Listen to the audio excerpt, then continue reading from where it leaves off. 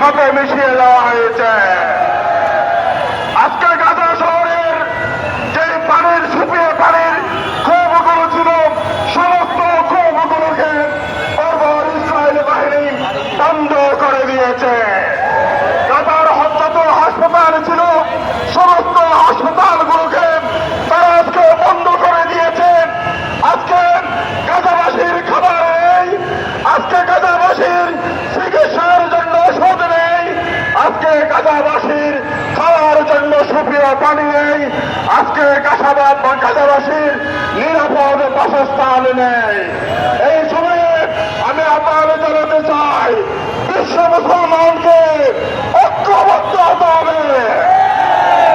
বিশ্ব মুসলমানকে ঐক্যবদ্ধ হওয়ার জন্য ইন্টারন্যাশনাল স্কলারস অফ মুসলিম অর্গানাইজেশন থেকে ফতোয়া এসেছে।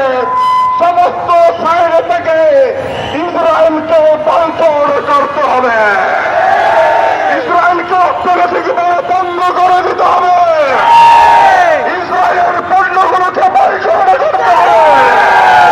আজকে যাদের ডাক এসেছে, যাদের জন্য মুসলমানদের সমস্ত সংস্থা থেকে ফতোয়া জারি হয়েছে, বিশ্ব মুসলিমকে ঐক্যবদ্ধভাবে এই জিহাদে ঝাঁপিয়ে পড়তে হবে।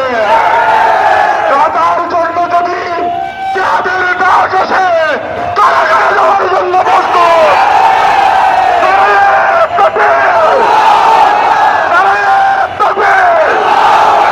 আমরা সবাই নতুন সেনা